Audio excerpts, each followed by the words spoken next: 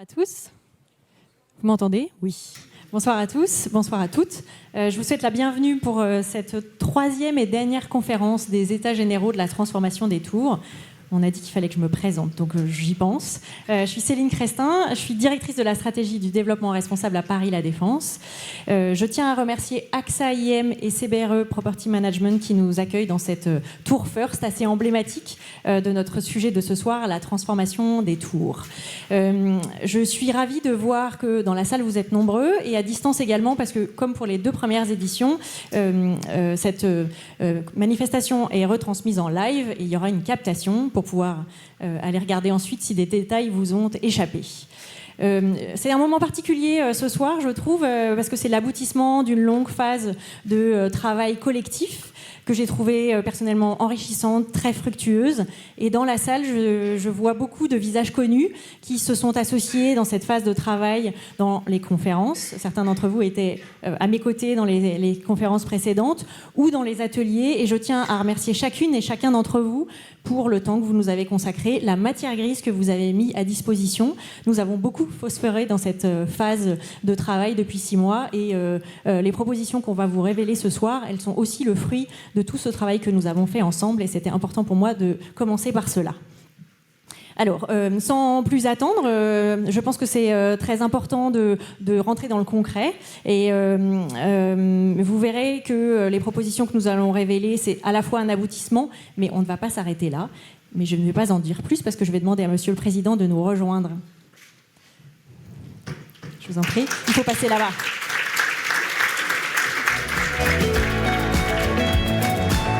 Vous avez un micro aussi, voilà, très bien. Et petit mot d'accueil, je tiens à dire que c'est votre choix que cette initiative se déroule dans un cycle de 3 conférences. Initialement, on avait plutôt envisagé une seule conférence et vous nous avez dit ce serait bien qu'il y ait du travail entre ces séquences-là. Donc merci pour ça aussi.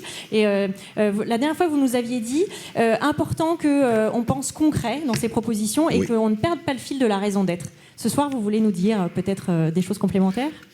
Je vais vous en dire quelque chose de complémentaire, oui. Mais effectivement, ce qu'il faut, c'est aboutir sur du concret. Donc, concret, c'est Monsieur le Directeur Général qui nous donnera les 10 propositions qui, je l'espère, seront partagées par le plus grand nombre. Mais tout d'abord, je voudrais vous dire quelques mots. Monsieur le Secrétaire Général de la Préfecture, Monsieur le Directeur Général de Paris La Défense, Mesdames et Messieurs, si nous avons choisi de doter Paris La Défense d'une raison d'être dès 2021, si nous avons été le premier établissement public à se doter d'un tel outil, c'est parce que nous sommes convaincus que ce quartier emblématique, à l'identité si singulière et situé à la convergence de nombre des enjeux contemporains, doit penser son évolution pour réussir. Le réchauffement climatique, dont les effets se font chaque jour sentir davantage, les bouleversements dans nos modes de vie et donc de travail que la crise sanitaire a accélérés, ou encore toutes les innovations technologiques que nous devons savoir optimiser sont autant de défis auxquels nous faisons face et que nous avons la volonté de transformer en de véritables opportunités. Notre ambition pour Paris La Défense est claire et déterminée. Devenir le premier quartier d'affaires post-carbone de dimension mondiale. Pour y parvenir, nous devrons réussir à diviser par 2 les émissions de gaz à effet de serre produits, ce qui implique de déployer de véritables innovations pour gérer ce territoire et surtout d'agir sur tous les leviers à notre disposition. Transformer la ville, quelle qu'elle soit, est toujours une équation complexe dans laquelle de nombreux facteurs entrent en ligne de mire, dans une diversité d'enjeux où sont entremêlés gestion des flux, recherche des mixités sociales et fonctionnelles, renforcement de la place de la nature, optimisation des réseaux, confort des usagers et sobriété. Chaque curseur doit être déplacé avec attention, tous les changements pesés, car ils ont une influence directe sur de nombreux autres paramètres, alors que nous voulons bâtir un ensemble cohérent et apporter des réponses satisfaisantes à des injonctions bien trop souvent contradictoires. Cette complexité, renforcée au fil des années par l'apparition de nouvelles normes sans cesse plus contraignantes, limitant nos champs d'expérimentation et d'action, nous devons nous en saisir dans sa globalité pour que Paris La Défense, un quartier confronté à des enjeux uniques en France et en Europe, s'inscrive pleinement dans le XXIe siècle et dans le futur. Ainsi, car une raison d'être n'a d'intérêt que si elle trouve une traduction concrète, nous avons lancé Empreinte pour encourager les constructions d'immeubles bas carbone afin que les nouveaux bâtiments concentrent le meilleur des technologies d'aujourd'hui en matière de sobriété énergétique. Dans la même logique, mais en souhaitant cette fois-ci mobiliser les utilisateurs des immeubles, nous avons organisé un concours d'économie d'énergie qui a permis de limiter les consommations dans les tours déjà occupées. Pour que Paris La Défense devienne un modèle, il nous faut agir collectivement, en prenant en compte les suggestions environnementales dans la construction, mais aussi en faisant adhérer le plus grand nombre des entreprises à cette démarche en complémentarité. Enfin, afin d'engager la mutation du quartier, nous avons également repensé les espaces publics, une réflexion dont le symbole le plus fort est sans doute la transformation de l'emblématique dalle de la Défense à un véritable parc urbain de 5 hectares. Au-delà de réinventer le cadre dans lequel tous ceux qui sont amenés à se rendre ici évoluent, cela permet de renforcer la place de la nature en ville, mais également de lutter contre les îlots de chaleur, un sujet au cœur des aménagements urbains aujourd'hui. Ce nouvel espace vert profitera aux investisseurs puisqu'il renforcera l'attractivité du quartier en modifiant son image. Mais parallèlement et au-delà de son impact environnemental indéniable, il constitue également un formidable moyen d'attirer de nouveaux publics dans des espaces qu'ils ne fréquentaient pas auparavant. Loin d'être anecdotique, cet espace favorisera en réalité la mixité des usages en captant de nouveaux publics et donc en modifiant l'écosystème d'activités qui seront proposés. Il s'agit d'un véritable acte d'ouverture sur l'environnement avoisinant de la Défense et de couture urbaine qui participe à la même logique que notre lancement d'un plan vélo pour rendre le quartier plus accessible. L'essor et le développement des mobilités piétonnes et plus largement des mobilités douces que nous avons par exemple travaillé dans le cadre du projet du réaménagement de la Rose de Cherbourg, bientôt livré, s'inscrivent dans notre stratégie globale d'ajustement des facteurs pour faire de la Défense un quartier post-carbone qui passe par la diversification des usages. Pour tracer l'avenir de cet ensemble urbain, il est indispensable de prendre en compte toutes les dimensions afin de créer un véritable cercle vertueux. C'est pour cette raison que nous avons lancé les États généraux de la transformation des tours en octobre dernier, démarche inédite qui a rassemblé plus de 800 acteurs de Paris La Défense, que je remercie, depuis les investisseurs jusqu'aux utilisateurs, en passant par les constructeurs, les architectes, les sociologues et les différentes échelles de pouvoir public. Elle avait pour ambition de s'intéresser aux tours qui sont à l'origine, à elles seules, de la moitié du bilan carbone annuel du territoire. Alors que presque 1 million de mètres carrés seront bientôt obsolètes, se préoccuper du bâti existant et de son devenir est fondamental pour atteindre nos objectifs.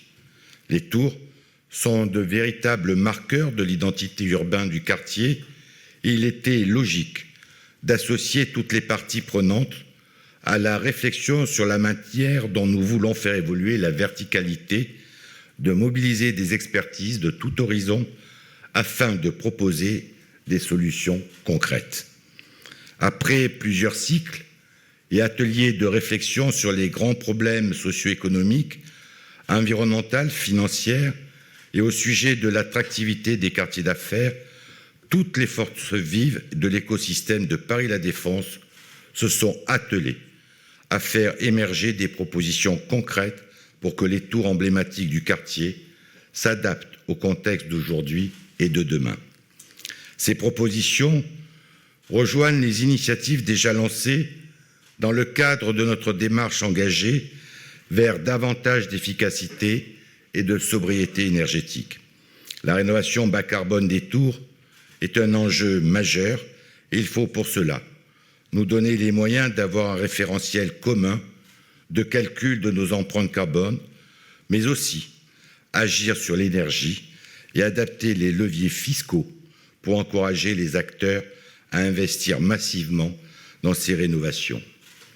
Il est en effet aujourd'hui impensable qu'il puisse être plus avantageux de procéder à des démolitions-reconstructions qu'à des réhabilitations et des rénovations. Les investisseurs doivent s'approprier cette logique, bien sûr, mais les pouvoirs publics doivent également tout mettre en œuvre pour encourager et stimuler les rénovations exemplaires en facilitant le montage de ces opérations. L'action de simplification des normes devra également permettre de faciliter les changements d'usage en allégeant les lourdeurs administratives et mettre fin aux contradictions qui peuvent exister entre les réglementations environnementales et la sécurité incendie, par exemple.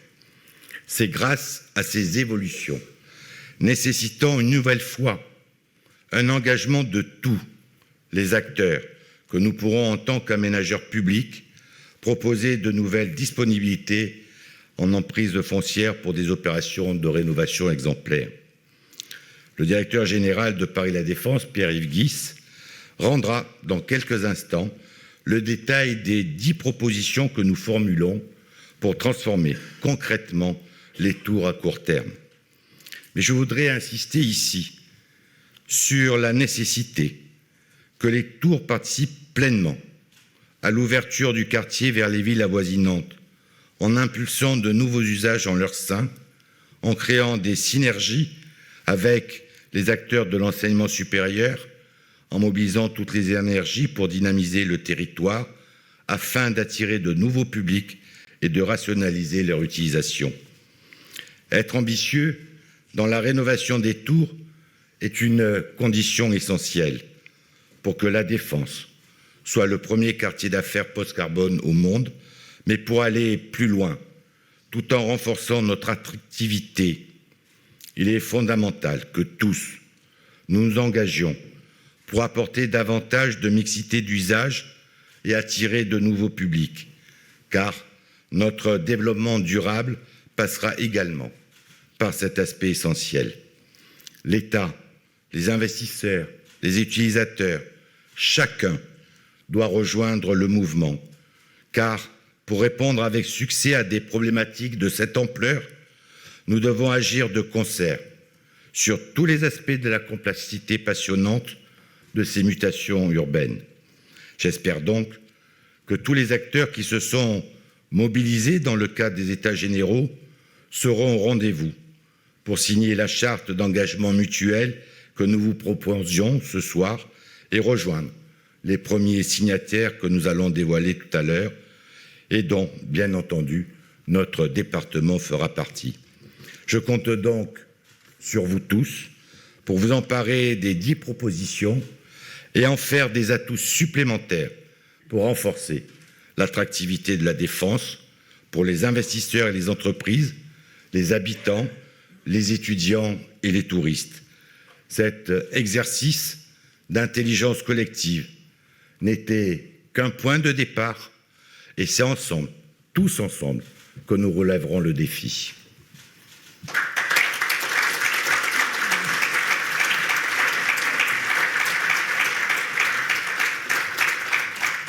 Merci, Monsieur le Président. Depuis novembre dernier et la première conférence de cette initiative, nous avons eu le soutien et le parrainage du gouvernement. Le ministre de la Transition énergétique et de la cohésion des territoires, Christophe Béchu, souhaitait se joindre à nous, mais il n'a pas pu être là physiquement. Il nous a enregistré une petite vidéo que je vais vous passer maintenant. On l'écoute. Mesdames et messieurs, j'aurais aimé être parmi vous, mais à défaut de pouvoir assister à cette soirée, je tenais au moins à vous transmettre ce message pour vous assurer de l'intérêt que porte le ministère de la Transition écologique et de la cohésion des territoires aux États généraux de la transformation des tours dont vous révélez les conclusions ce soir. Et quand je dis que je veux insister sur l'intérêt du ministère, j'aurais pu dire que je voulais aussi insister sur l'intérêt du ministre. D'abord parce que c'est un magnifique exemple de coopération publique-privée. Ensuite parce que un projet de décarbonation à cette échelle, c'est inédit en France, avec un effet de levier qui n'a pas d'équivalent.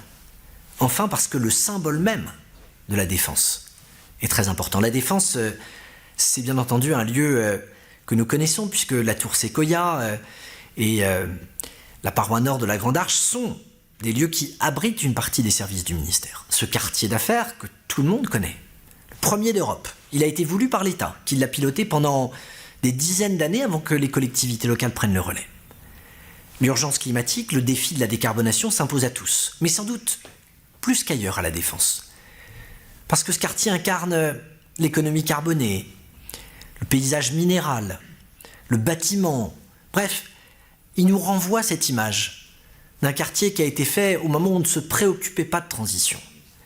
Et que la transition écologique, dans ce quartier de la Défense, ambitionne d'en faire le premier quartier d'affaires post-carbone. C'est un message, pas seulement pour la France, mais bien pour l'Europe et pour le monde. Ce message, je vous demande de m'y associer, parce que je veux le porter à vos côtés. J'ai pris connaissance de la charte d'engagement, des 10 propositions que vous avez synthétisées et qui vont être exposées. Nous mettrons toute notre énergie à les soutenir. Je pense en particulier à l'engagement de conserver le bâti existant et de faire avec le déjà là, plutôt que d'avoir le réflexe de la démolition et de la reconstruction. C'est d'autant plus important que la construction est l'un des premiers secteurs d'émissions de gaz à effet de serre à l'échelle mondiale.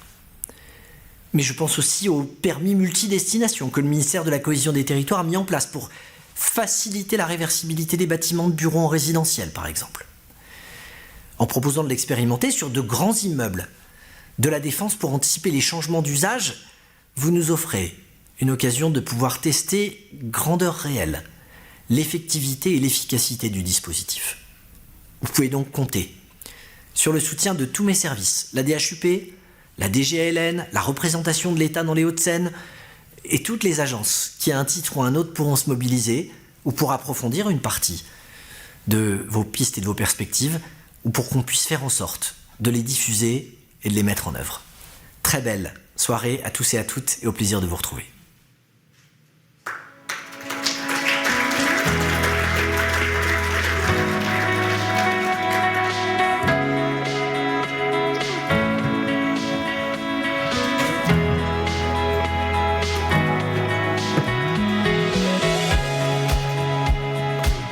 Il est temps de passer aux propositions concrètes et très bien. Et j'accueille Pierre-Yves Guis, notre directeur général, qui va vous dévoiler ses propositions. On va rentrer dans le vif du sujet. Je pense qu'il faut appuyer sur la... Alors, sans doute, oui, voilà.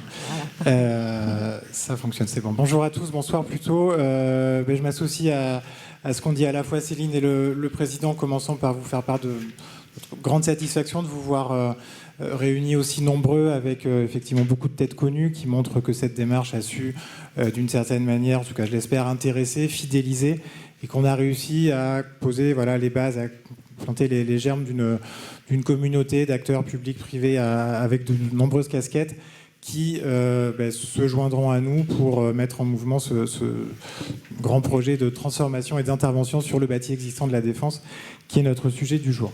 Donc, alors, une affirmation assez péremptoire pour commencer, mais on souhaitait, avant de passer à dégrainer, de lister les propositions qu'on va rendre publiques ce soir, faire 30 secondes de rappel de contexte.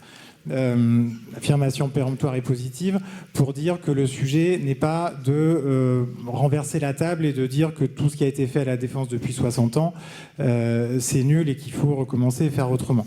On parle bien, ça a été la constante dans tout ce travail d'états généraux de la transformation des tours, plus généralement dans tout ce qu'on essaye de mettre en œuvre depuis quelques années, l'adoption de notre raison d'être sur laquelle je reviendrai. On parle bien de refaire la ville sur la ville, de réintervenir sur un patrimoine qui a ses qualités, ses défauts. Il a beaucoup de défauts, on le sait, aussi beaucoup de qualités, mais en tout cas, il est déjà là. Et la première chose à faire, j'enfonce naturellement des portes ouvertes, mais dans le contexte particulier de la Défense, c'est important de le rappeler. La première chose à faire quand on veut penser la ville bas carbone, c'est d'abord de penser la ville qui existe et donc de savoir sur quoi on peut s'appuyer. Donc un plan qui a réussi, pourquoi ? Vous connaissez cette image et je remercie d'une part Paris Match en 1967, même si je n'étais pas né, mais ça s'est transmis de génération en génération. Ça vaut d'ailleurs très cher, j'ai vérifié sur Le Bon Coin ce week-end, ça se vend plus de 70 €. Donc si vous en avez chez vous, c'est peut-être une bonne affaire. Mais ça avait surtout été exhumé par Brice Piekachik, que je salue, il y a quelques mois dans une autre conférence sur un thème approchant, pour montrer que ce qui avait été imaginé en termes de ville idéale, au sens de la charte d'Athènes et de la manière dont on concevait les villes dans les années 60, en tout cas la ville du futur dans les années 60, ça a quasiment été fait mot pour mot. En tout cas, si on regarde ce que c'est devenu aujourd'hui, on voit que, alors la photo n'est pas de 2023, plutôt 2020, mais peu importe, on voit que ça ressemble quand même beaucoup. Et on voit que cette armature urbaine, ce fameux urbanisme de dalle qu'on a beaucoup décrié, cette structure de voirie qui est un peu envahissante à certains égards, et surtout cet urbanisme vertical, ils ont quand même réussi à traverser les années, les décennies, et à arriver à un résultat qui est ce qu'il est, mais qui fonctionne tout de même pas si mal que ça. Quelques grands chiffres. La Défense, c'est 560 hectares qui ont été aménagés quasiment à partir de rien pour devenir, vous le savez puisque nous le répétons à peu près quotidiennement, le premier quartier d'affaires de France et d'Europe en termes de surface tertiaire bâtie concentrée au même endroit. 3 700 000, je croyais que c'était 3,8 millions, mais on ne va pas s'arrêter à ces détails, construits, de mètres carrés tertiaires construits donc au même endroit, et une valorisation qui a fait, comme le Paris Match, qui a été multiplié par 10 en 30 ans et qui a permis donc de générer une valeur à la fois financière, physique, humaine à partir de rien. Ce plan et ce principe d'urbanisme qui a été en vigueur à la Défense, il continue depuis 60 ans, il continue de porter des fruits et de produire des résultats concrets encore aujourd'hui. Nous continuons d'être un territoire dans lequel la construction innove et prend des formes qui sont sans équivalent ailleurs en France. Tout le monde a reconnu sur la photo de gauche la Tour Éclat qui a été inaugurée en fin d'année dernière, l'un des plus grands bâtiments, les plus modernes, les plus performants qui ont été faits à la Défense aujourd'hui. Et ce sont des choses dont il faut être fier, puisque notre territoire prouve encore, année après année, qu'il est capable de produire et de générer des innovations techniques, urbaines et architecturales. C'est aussi un territoire dans lequel on a réussi, même si on peut encore aller beaucoup plus loin, à mettre de la vie, à mettre des usages qui n'étaient pas prévus initialement. Sujet de la fréquentation étudiante et de la vie étudiante universitaire, sujet sur lequel je reviendrai. Et puis, même des opérations déjà qui prouvent qu'il est possible de réintervenir, de changer l'usage du bâti existant. La photo sur la droite, si vous n'avez pas eu l'occasion de découvrir cet endroit encore, c'est le Mama Shelter qui est ouvert il y a un peu plus d'1 an sur les quais de Seine à Puteaux, et c'est un exemple d'ores et déjà de tour de bureau qu'on a réussi à transformer en actif à vocation résidentielle ou en tout cas hôtelière, la preuve que même à la Défense c'est possible. Pourtant, sinon on ne serait pas là pour parler de ce qu'il faut changer à ce modèle. Ce modèle, il doit évoluer. Il doit évoluer parce qu'on se retrouve à un moment de l'histoire qu'on a en réalité déjà connu depuis 65 ans que la Défense existe. On a eu l'occasion de rappeler les principes de ce schéma. La Défense s'est beaucoup développée depuis que ça existe par cycle de 10 à 15 ans. Donc des cycles expansionnistes suivis d'une crise. Il y a d'abord eu les chocs pétroliers de la fin des années 70. Il y a ensuite eu la crise immobilière née de l'accumulation de crises énergétiques, la guerre du Golfe, des tensions sur les marchés financiers à la fin des années 90, la crise financière des années 2000 qui est peut-être plus fraîche dans les mémoires. Et donc à chaque fois, on observe ces mouvements de cycle. Si on avait là-dessus la courbe des taux de vacances, on verrait à peu près la même chose. Aujourd'hui, on se retrouve dans une situation qui... Alors, il faudrait tirer peut-être la courbe un petit peu sur les années suivantes jusqu'en 2023, où on se retrouve à nouveau avec un système qui tout saute un peu, voire beaucoup.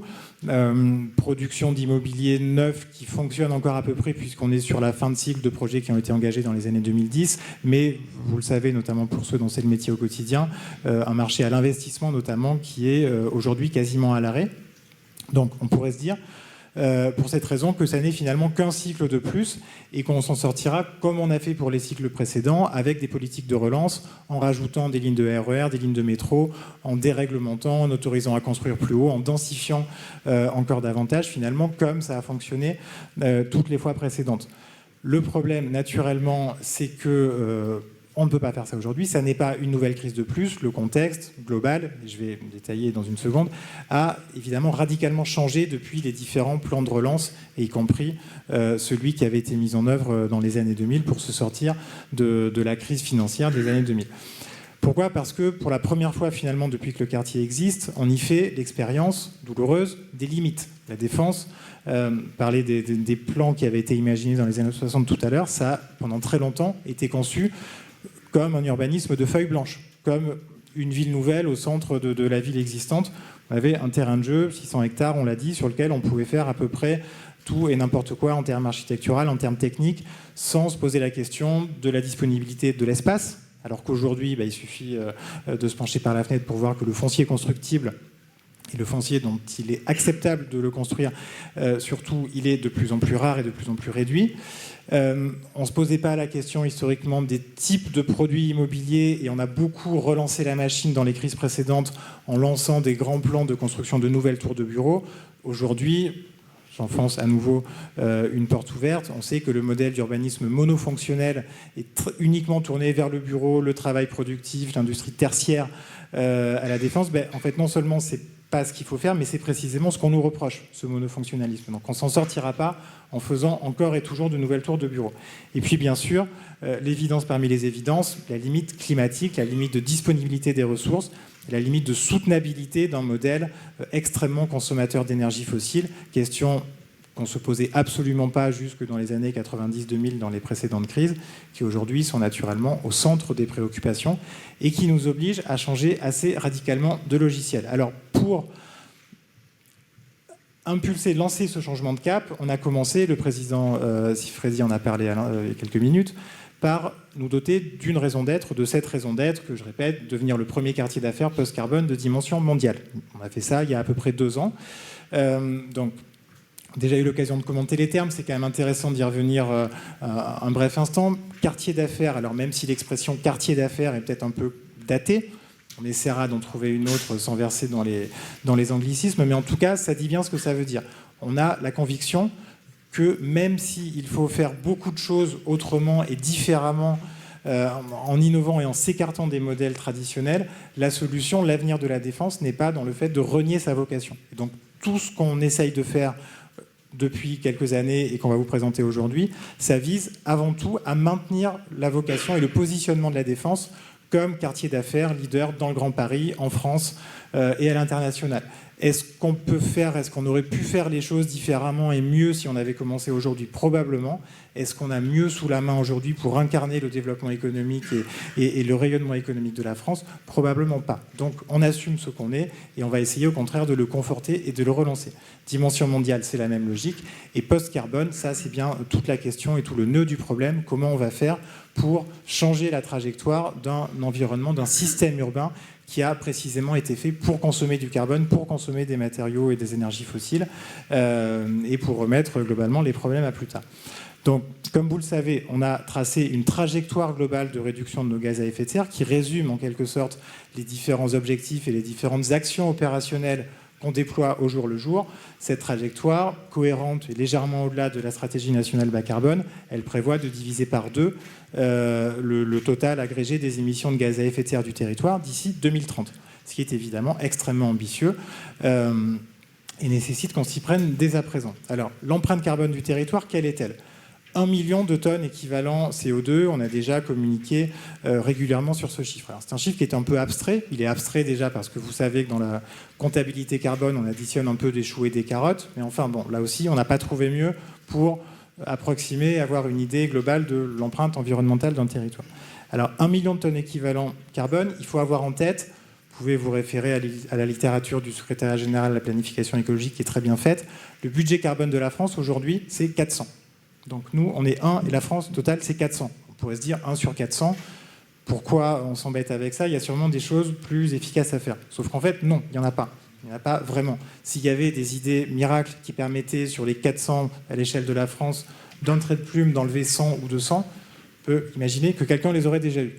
Donc, on fait avec les petites actions qui, mises bout à bout, auront des résultats. Pour fixer les idées, 1 million de tonnes équivalent carbone à la défense, encore une fois, ça parle à personne, ça ne fait pas la une des journaux.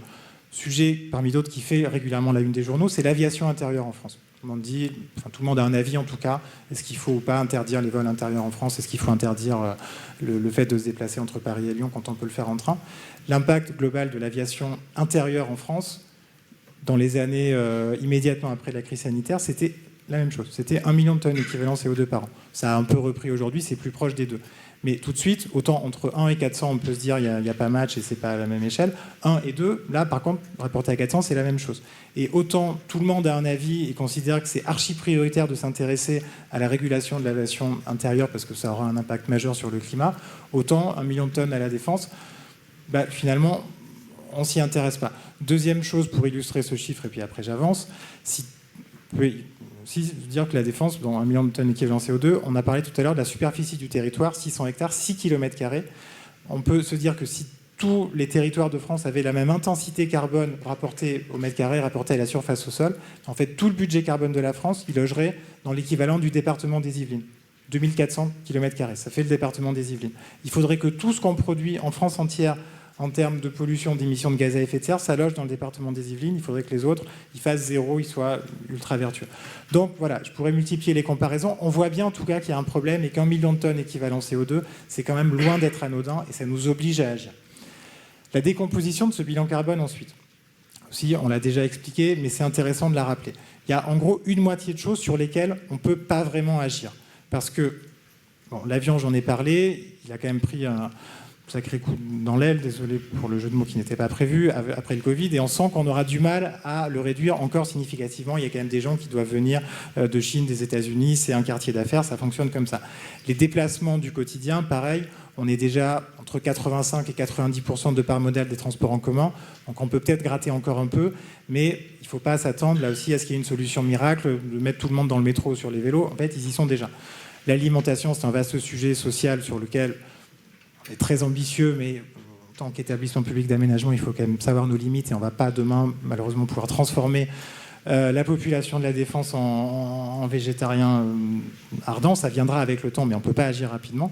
Et donc, bref, ce sur quoi on peut agir rapidement, c'est l'autre moitié, c'est les 45% pour être plus précis, qui tiennent au bâtiment. Parce qu'en fait, oui, la moitié de notre empreinte carbone, c'est simplement le fait que nos bâtiments sont là, qu'ils existent, qu'il faut les faire fonctionner, qu'il faut les renouveler. Parfois, on en construit de nouveaux, mais c'est quand même beaucoup le fonctionnement courant. Voilà. Et ça, en revanche, c'est directement à notre portée. Notre portée, nous, côté public, et à votre portée pour tout ce que vous incarnez en termes de secteurs et de métiers au sein de la grande filière de l'immobilier. Voilà, donc, à nouveau, affirmation un peu péremptoire, mais retenez quelques messages plutôt que de présentation. L'avenir de la défense, il va donc se jouer, l'avenir bas carbone, il va se jouer avant tout dans le bâtiment existant. Parce que si on veut réduire notre empreinte carbone, et c'est ce qu'on va faire, eh bien, la solution, elle est uniquement dans le bâtiment existant. Autre chiffre, vous pouvez retenir parce qu'on le répète régulièrement, quand on parle de bâtiments existants, de quoi on parle? En fait, on a fait un exercice très simple de dater nos bâtiments par date de construction ou de dernière rénovation. Et on arrive assez rapidement à la conclusion, très facile à donner publique, qu'on a un peu plus d'un quart de nos bâtiments, 1 million de mètres carrés, qui n'ont pas été rénovés ou construits depuis les années 2000. Les années 2000, c'est l'ensemble de choses, le début des réglementations thermiques modernes, 2000-2005, le Grenelle de l'environnement, c'est globalement l'époque à partir de laquelle on a commencé collectivement à se dire qu'il y avait un sujet avec la consommation énergétique de l'immobilier. Avant, c'était un sujet quand même ultra secondaire. Et donc nous, on a 1 million de mètres carrés qui n'ont pas été modifiés substantiellement depuis cette période-là, qui date d'avant les années 2000. Donc ces tours, elles ont en moyenne, c'est une moyenne qui n'est pas scientifique, mais pour fixer les idées, une empreinte carbone qui est 2 fois supérieure aux autres. Donc là aussi, si on veut raisonner en impact maximal et identifier les cibles sur lesquelles il faut agir, mais elles sont toutes trouvées. Ce sont ces tours qui sont naturellement assez faciles à identifier quand on se promène à l'extérieur dans le quartier. Alors, je vais revenir aux propositions, mais encore notre point de commentaire sur ce qu'on a fait depuis 8 mois. Parce que ce sujet du bâtiment existant, il nous a interrogés, avant de vous interroger vous, sur ce qu'on pouvait bien y faire. Parce que j'ai rappelé tout à l'heure, Paris La Défense, c'est l'ancien EHPAD, EHPAD-ESA. C'est avant tout une structure publique qui a été conçue pour aménager le quartier, pour construire des routes, construire des espaces publics, vendre des terrains, très marginalement construire des équipements publics, des commerces, mais quand même essentiellement organiser le développement de la ville. À la base, ce qui se passe à l'intérieur des immeubles, c'est pas notre sujet. C'est marginalement notre sujet quand quelqu'un vient nous voir pour dire je sais que certains dans la salle se reconnaîtront, qu'ils auraient besoin de nous acheter quelques mètres carrés pour rajouter un étage ou changer une façade. Mais pendant très longtemps, notre valeur ajoutée, notre interaction sur les sujets de rénovation et d'évolution du bâti existant, ça se limitait à ça. Donc si on commence à se dire que le sujet prioritaire aujourd'hui pour faire évoluer, pour redonner du souffle et un avenir à la Défense, c'est plus de construire des routes ou de vendre des terrains, mais c'est d'intervenir sur l'existant, comment on fait ? Ça se traduit d'ailleurs dans les instruments de puissance publique. On a déjà dit, l'occasion de commenter, le fait que les outils du droit de l'urbanisme et de l'aménagement opérationnel en France, ils datent beaucoup des années 60. On fait encore des actes, des DUP, des enquêtes publiques, des projets d'intérêt général. Tout ça, ça ne fonctionne pas sur le bâtiment existant, en tout cas sur le bâtiment tertiaire. On peut difficilement imaginer, parce qu'à la limite, quand on a beaucoup de logements obsolètes au même endroit, on se dit, ok, on les exproprie, et puis on va faire autre chose, et ça ira beaucoup mieux. Sur des tours qui coûtent 500 millions d'euros pièce, collectivités locales dans les Hauts-de-Seine ont des moyens très importants, mais on ne peut pas. Je vous assure, on ne peut pas vous les racheter toutes et les transformer avec nos instruments de puissance publique. Ça ne marche pas. Donc il faut fonctionner autrement. Il faut accepter que la frontière traditionnelle entre le domaine d'intervention du public et du privé, peut-être qu'aujourd'hui, elle n'est plus aussi imperméable, ou elle doit plus en tout cas être aussi imperméable que par le passé, et que c'est pas, en gros mots, ce n'est pas faire injure à notre statut d'aménageur public que de demander de l'aide, ou en tout cas des contributions, des propositions aux acteurs privés. Et c'est ça qu'on a fait durant cette séquence d'états généraux. Et je souhaite le souligner parce que c'est finalement une innovation autant dans les propositions qui vont vous être présentées, qui ne sont pas révolutionnaires et qui sont loin d'épuiser le sujet, mais c'est aussi une innovation très importante dans la méthode. Parce que ce qu'on a fait là, et qui visiblement a fonctionné et a intéressé, si vous êtes encore là au bout de 3 séances plénières, et je ne sais combien d'ateliers, de groupes de travail et d'entretiens bilatéraux ou plus, c'est bien qu'on a touché, sinon une corde sensible, du moins un point d'intérêt. Et que cette démarche de co-construction publique-privée, et peut-être qu'on pourra la transposer, la reproduire à nouveau sur ce sujet de transformation du bâtiment existant ou sur d'autres sujets, parce que vous imaginez bien que les sujets existentiels sur l'avenir de la Défense, on saura en trouver d'autres. Donc voilà, alors ensuite on va venir aux propositions. Donc de quoi parle-t-on et quel est le sujet ? Je remercie Franck Boutet, Frédéric Chartier, tous ceux qui ont produit du contenu scientifique beaucoup plus précis durant les précédentes séquences. Je vais le résumer en quelques minutes.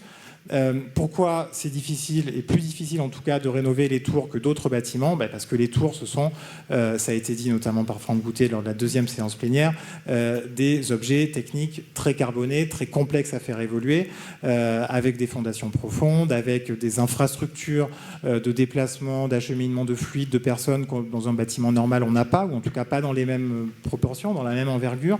On a une sensibilité aux questions climatiques qui fait que, par construction, la consommation énergétique est plus importante que sur un bâtiment comparable. Nos tours anciennes, j'ai parlé des bâtiments construits avant les années 2000, elles ont souvent une architecture, alors à plein d'égards remarquable et innovante, mais finalement assez sommaire et aujourd'hui inadaptée aux enjeux du travail ou de la vie collective, s'agissant de l'aménagement intérieur des bureaux. Concrètement, c'est des plateaux carrés géométriques avec des forêts de poteaux et des façades et des structures qu'il est difficile de faire évoluer.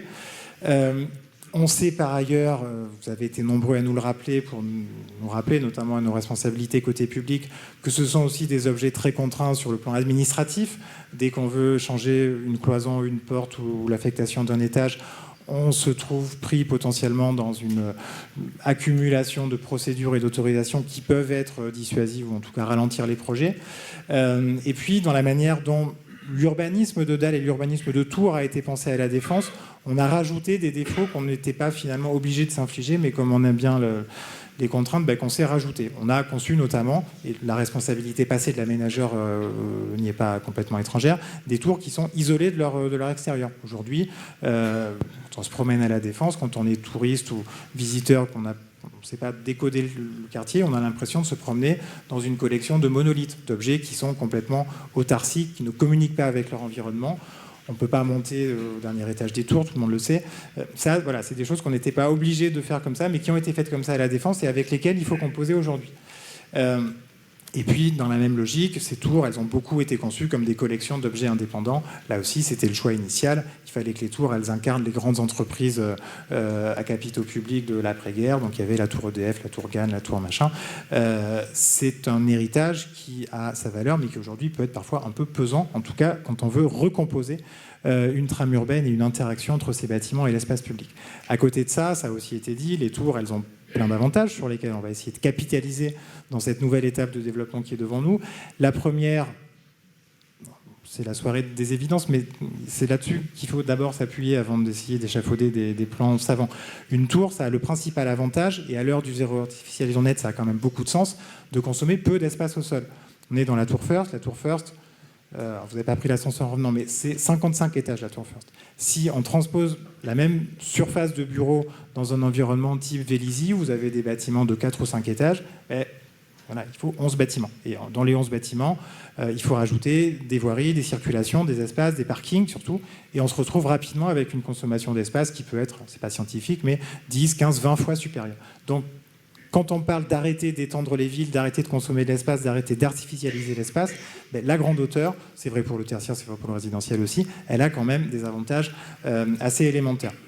De même, on a parlé des infrastructures qui sont contenues dans les tours. C'est un inconvénient quand on fait le bilan carbone, c'est aussi un avantage quand il s'agit de refaire la ville, de redévelopper la ville, puisque ces infrastructures, elles sont déjà là et elles demandent qu'à être utilisées, qu'à être mieux utilisées. Les quartiers d'affaires en général, la Défense en particulier, ont l'avantage d'être posés sur des hubs de transport. Nous n'y faisons pas exception. Je rappelle ce chiffre là aussi, 6 millions de personnes qui sont à moins d'1 heure de la Défense. Donc, plus de la moitié de la population de l'Île-de-France, un hub qui va encore s'intensifier avec le prolongement du RER-E l'année prochaine, plus ou moins, en 2025 sans doute plus probablement, le Grand Paris Express à la fin de la décennie, début de la décennie prochaine. Donc des choses qui vont encore renforcer ce maillage, renforcer cette logique de polarité, de hub. L'architecture des tours, les contraintes très rapidement qu'elle pouvait présenter, elle a aussi l'avantage d'être extrêmement standardisée et de pouvoir finalement se prêter assez bien, moyennant des transformations qui dépendent des bâtiments, mais assez bien à une diversité et une mixité d'usages. Je n'ai pas encore prononcé le mot mixité, rassurez-vous, je vais le faire de nombreuses fois dans les minutes qui suivent, mais c'est évidemment la clé de ce qu'on va chercher à faire quand il va s'agir de réinventer, de renouveler nos tours anciennes, puisqu'on ne va pas seulement y faire à l'avenir du bureau et qu'on va devoir continuer le développement d'une diversité d'usages à la Défense, le fait d'avoir des bâtiments qui, par leurs caractéristiques physiques, géométriques même, se prêtent à différents types d'usages, certains sont rappelés et résumés sur cette page, mais c'est naturellement un avantage. Puis voilà, l'aspect patrimonial, on aime ou on n'aime pas, mais ça reste quand même le seul territoire en France où on a une telle collection, une telle densité d'objets architecturaux, urbanistiques de cette nature. On a, je vous rassure, c'est-à-dire qu'on ne fait pas exprès, mais en tout cas, on n'est pas spécialement mis en avant dans les brochures touristiques. Et c'est rare que des articles à destination des Américains ou des Chinois disent « venez visiter la Défense ». On a quand même, malgré ça, 1 million de touristes qui viennent chaque année pour voir les tours, pour visiter cet environnement unique en son genre. Donc c'est aussi un élément de patrimoine. Et puis voilà, après, naturellement, l'effet de mutualisation que permet le quartier d'affaires. Donc, ce préambule étant posé, ce constat, ce rappel des enjeux, des tenants et aboutissants étant posé, quelles sont les propositions sur lesquelles nous nous sommes arrêtés? Alors, je préviens d'ores et déjà, j'espère ne pas vous faire quitter la salle à ce point, nous n'avons pas de recette magique. Nous n'allons pas présenter, il n'y a pas dans les pages qui suivent dans cette présentation, d'idées géniales qui s'appliqueraient à tous les bâtiments et qui résoudraient tous les problèmes. Là encore, si cette idée existait, s'il y avait une manière vraiment définitivement efficace et radicale de déclencher la transformation des bâtiments tertiaires existants, quelqu'un l'aurait probablement déjà eu.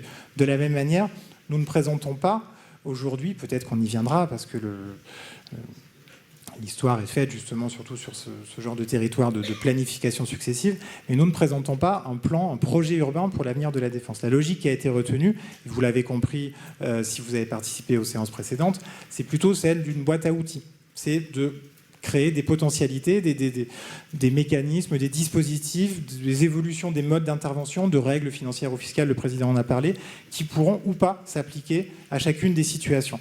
Puisque quand on parle de villes existantes, de bâtis existants, avec des objets aussi singuliers et spécifiques que les tours, mais forcément, il n'y a pas une situation qui est identique à sa voisine. Et donc, plutôt que d'être prescriptif, dirigiste, au risque d'oublier des choses et de se retrouver devant des impasses dans 6 mois ou dans 5 ans, on a préféré avoir cette approche ouverte, cette approche de boîte à outils qui ne demandera qu'à être complétée, à être enrichie au fil des mois.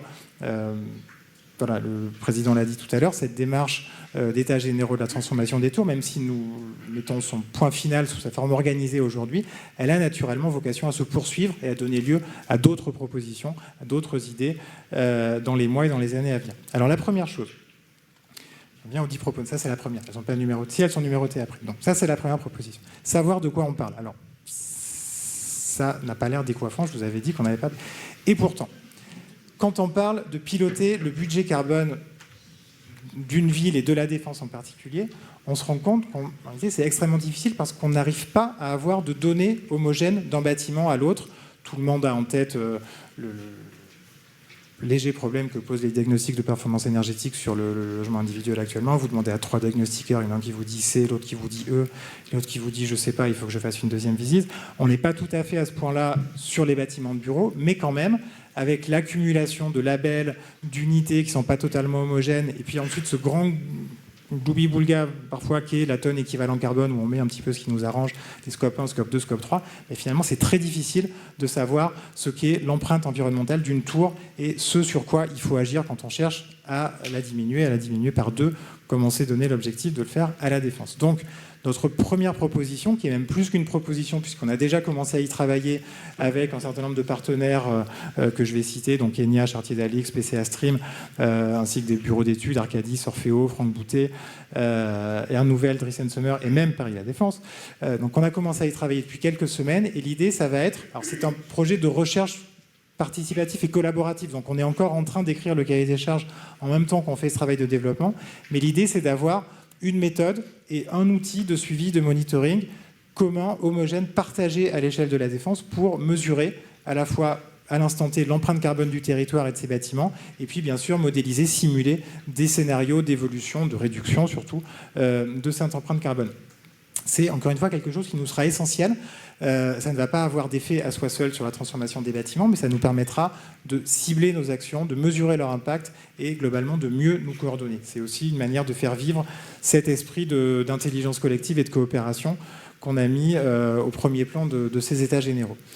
Deuxième élément, là aussi, qui nous a été évoqué, soulevé souvent au fil de nos échanges et au fil de nos ateliers de travail. Certains nous ont dit, vous nous avez dit, notamment certains propriétaires investisseurs, que c'est bien beau de demander aux propriétaires de rénover leurs bâtiments, de changer les isolations, de restructurer les tours, mais qu'il y a une manière qui est tout aussi simple de faire des économies potentiellement assez importantes, assez radicales, c'est d'agir sur les sources d'énergie. Puisque c'est la même problématique que pour tous les bâtiments. Première manière d'économiser de l'énergie, c'est de faire en sorte que le bâtiment il en consomme moins. Et deuxième manière, qui parfois est plus efficace ou moins chère, c'est de faire en sorte que l'énergie consommée, même si on ne peut pas la réduire autant qu'on voudrait, qu'elle-même, pour être produite, acheminée, etc., elle génère moins de carbone, elle consomme moins d'énergie fossile. Alors, on ne va pas lancer un débat sur l'électricité nucléaire ici, c'est hors de notre scope, mais en revanche, on a un sujet local avec une actualité tout à fait immédiate qui est notre réseau de chaleur. Vous savez sûrement que beaucoup de bâtiments à la Défense, notamment beaucoup de tours, sont branchés pour la fourniture d'énergie en chaud et en froid sur un réseau de chaleur développé et géré par un syndicat mixte qui s'appelle Generia. Ce réseau de chaleur, ça peut être en soi, le fait que le quartier est un réseau de chaleur, en tout cas, une très bonne chose si l'énergie est décarbonée, une très mauvaise chose si elle est carbonée. C'est pas forcément la panacée. Il faut justement que ce réseau de chaleur, il achemine une énergie qui elle-même soit propre et décarbonée. Le syndicat mixte Generia a déjà engagé, parce qu'on partait d'une situation qui n'était pas forcément très reluisante, a engagé un plan d'investissement très important, très volontaire, qui commence à porter ses fruits, qui donnera sa pleine mesure aux environs de la fin de l'année 2023, pour commencer à décarboner son énergie et à introduire notamment de la biomasse. L'objectif qui a été fixé, Céline me corrigera si je me trompe, c'est 60% d'ENR dans le mix énergétique du réseau de chaleur à la fin de l'année. Mais on peut sans doute aller encore plus loin. Je ne sais pas si on peut aller à 100%, mais entre 60 et 100, il y a de la marge, et ce sont des pourcents, chacun de ces pourcents, qui ont un impact très direct et mesurable sur la performance énergétique, sur les consommations, sur l'empreinte environnementale de chacun de nos bâtiments.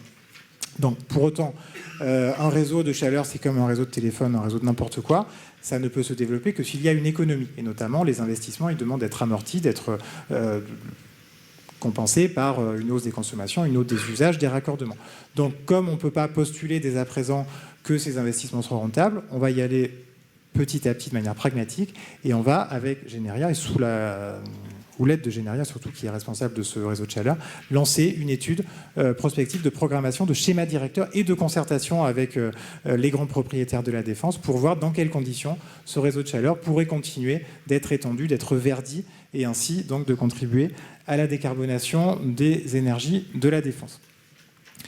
Ensuite, autre thématique qui naturellement est centrale, peut-être que vous attendiez à ce que je commence par là, c'est celle des financements, puisque ça reste en toute chose le nerf de la guerre, et une des raisons pour lesquelles, c'est pas forcément la seule, mais les rénovations, les transformations d'immeubles tertiaires ne vont pas aussi vite qu'on pourrait le souhaiter ou le rêver, c'est que ça coûte de l'argent, et ça coûte surtout beaucoup d'argent à un instant T, en plus dans des circonstances où la disponibilité et les conditions dans lesquelles on peut financer ces opérations ne sont pas forcément très bonnes, et ça met du temps, ça met parfois beaucoup de temps à être amorti, à générer un quelconque retour sur investissement.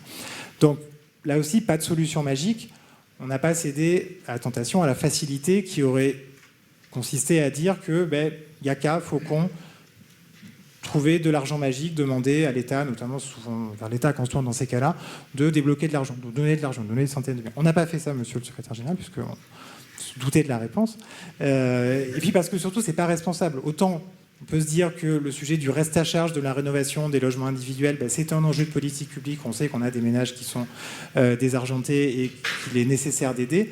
Autant pour intervenir sur le parc tertiaire, les bâtiments existants et notamment les tours de la Défense, on peut imaginer que l'argent, d'une certaine manière, il existe. Peut-être pas aujourd'hui au taux d'intérêt qu'on souhaiterait, dans les conditions qu'on souhaiterait, mais globalement, il existe. Simplement, il existe peut-être avec des conditions de sélectivité, d'exigence, de ceux qui, j'allais dire de vos fournisseurs, de vos bailleurs de fonds, des fonds d'investissement, des fonds qui peuvent, ou des financeurs qui peuvent être amenés à financer ces opérations, qui sont plus regardants que par le passé sur les critères environnementaux, la performance que permettra d'atteindre les opérations qui seront amenées à financer. Et donc, une idée qui nous a été soufflée par plusieurs investisseurs qu'on a sollicités, ça n'est pas, encore une fois, donnez-nous de l'argent, mais c'est aidez-nous à aller le chercher. Aidez-nous à crédibiliser notre discours quand on va chercher, par exemple, des green bonds, quand on va essayer de dire à nos investisseurs, à nos actionnaires, je sais qui, que les investissements qu'on fait à la Défense, oui, ils se font bien dans une logique de décarbonation, de transformation globale du territoire, du quartier d'affaires dans lesquels ils s'inscrivent. Et donc, voilà, on va naturellement parfaire et approfondir ce travail avec les investisseurs qui nous ont sollicités en ce sens. Mais voilà, le point et l'angle sous lequel on a souhaité aborder cette question du financement en dur, c'est plutôt d'aider les investisseurs à mobiliser, à aller chercher de l'argent là où il existe, plutôt que de leur fournir de l'argent public qui, lui, existe peut-être un peu moins.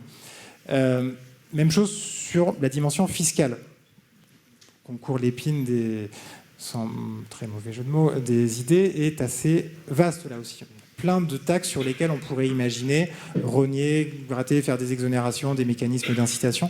Et je peux vous les donner, ces idées, bien sûr, qu'on pourrait rêver, dire qu'on va demain exonérer de redevances pour création de bureaux les opérations de rénovation de tours à la Défense, comme ça avait été fait dans les années 2000, qu'on pourrait faire des cadeaux de taxes foncières, des cadeaux de je ne sais quoi. On sait que les cadeaux d'impôts, et notamment d'impôts locaux, dans une période où les collectivités sont déjà pas mal sollicitées, où on se pose d'autres questions, beaucoup d'effets collatéraux sur le financement des transports en Ile-de-France, etc. C'est peut-être pas le bon moment pour sortir ce genre de choses. Ou alors, on pourrait le faire pour amuser la galerie, on a de la garantie que ça ne serait jamais mis en œuvre, et on serait tranquille. On a cherché plutôt à trouver des propositions qui seraient peut-être un peu moins ambitieuses, mais avec beaucoup plus de chances d'être mises en œuvre à court terme. Et un sujet qui avait déjà été abordé lors de la deuxième séquence de nos états généraux, et qui nous a semblé particulièrement intéressant à approfondir, c'est celui de l'incitation à détruire, le Président en a parlé dans son introduction, qui est contenu dans le régime, alors je ne vais pas faire de cours de droit fiscal, surtout je risquerais de m'en mêler les pinceaux, mais dans le régime de la TVA immobilière et des droits de mutation. Aujourd'hui, je simplifie à l'extrême, si vous êtes un investisseur soumis à la TVA qui a un immeuble qui souhaite restructurer, vous êtes davantage incité, parce que vous récupérez la TVA de toute façon, alors que les DMTO, si vous les payez, vous ne les récupérez pas, vous êtes davantage incité à détruire des éléments, notamment de seconde œuvre de votre immeuble, pour bénéficier d'une exonération de DMTO, qu'à les réemployer, à les réutiliser dans une logique vertueuse bas carbone.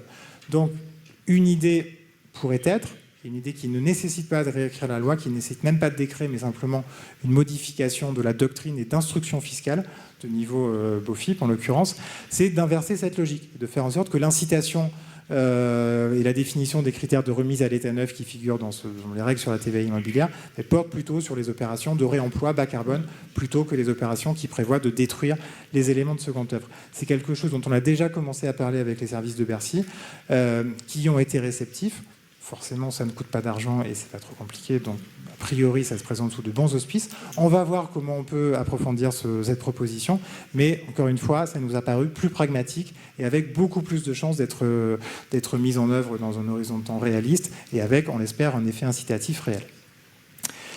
Voilà pour cet aspect un peu hardware, infrastructure, finance, etc. Et puis ensuite, il y a toute la question très vaste des usages, parce que, bon, c'est bien de se dire qu'on va peut-être, avec tous ces efforts et toute votre bonne volonté, arriver à trouver des conditions financières, des conditions de mesures scientifiques qui nous permettront d'objectiver l'intérêt qu'il peut y avoir à transformer une tour de bureau. Encore faut-il savoir pourquoi faire. Parce qu'on a parlé de mixité tout à l'heure. Le but ne peut pas être, à la fois pour des questions de fonctionnement du quartier, d'urbanité, de rentabilité des investissements, de faire encore et toujours le même type de bureau, le même type d'actifs.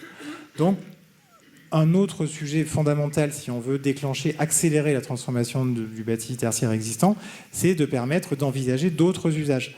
Ce qui, encore une fois, à la Défense, n'est pas la chose la plus simple. Donc, à la fois parce que le quartier est fait comme il est, et puis parce qu'il y a tout un tas de freins administratifs et techniques sur lesquels je vais revenir. La première chose, parce que c'est, de notre point de vue, absolument fondamental, et c'est un peu le point commun à tous les scénarios d'évolution du quartier, on ne s'en sortira pas, on n'arrivera pas à transformer la Défense en lieu de vie, donnant envie de venir pour les salariés, pour les entreprises, donnant envie d'investir et donnant des potentialités de transformer les tours, si on ne résout pas cette question de l'étanchéité encore à peu près absolue qu'il y a entre les tours et leur environnement urbain. Vous l'avez vu en rentrant dans la Tour First. La Tour First, c'est une rénovation récente, très réussie, très bel actif. Si vous êtes visiteur de l'extérieur, vous promenez, vous sortez du métro avec l'exposition d'art contemporain, vous ne pouvez pas entrer dans la tour, vous ne pouvez pas dire qu'est-ce qu'on voit dans la tour. Il n'y a pas de commerce, il n'y a pas de choses qui se vident. Voilà. Et ça, c'est quand même un sujet qu'on va souhaiter et qu'on va essayer de faire évoluer avec deux leviers, logique de carotte et bâton, qui a assez souvent fait ses preuves et porté ses fruits. Première chose qu'on va faire, c'est qu'on va, à l'avenir, pour toutes les opérations qui auront besoin d'un permis de construire à la Défense, et sauf exception justifiée, obliger les opérateurs, les développeurs immobiliers à inclure des ERP dans les pieds d'immeubles. Parce que voilà, si on ne met pas à un moment une règle contraignante, ça ne se fera jamais, on attendra toujours que ce soit le voisin qui le fasse, et puis on y sera encore dans 10 ans. Donc obliger les pieds d'immeuble à contenir des ERP. Et puis comme on sait que parfois c'est difficile, on n'est pas totalement sûr du modèle économique, on a des propriétaires, des investisseurs dont c'est pas le métier, qui n'ont pas forcément le souci de s'embêter à gérer ce genre de choses qui relèvent plus de l'animation quotidienne de la ville, on va nous faire évoluer un outil qui existe déjà, même s'il est extrêmement confidentiel, qui est notre foncière commerciale. On a une petite foncière commerciale aujourd'hui qui porte quelques murs de commerce, quelques restaurants, notamment sur la Dalle. On va faire en sorte, dans les prochains mois, des discussions sont déjà en cours, notamment avec la Banque des Territoires à ce sujet, d'augmenter largement son ampleur et sa capacité d'intervention, donc ouvrir son capital, augmenter son capital, ses capacités d'intervention, et puis diversifier ses modes d'intervention. Parce que, voilà, on sait que...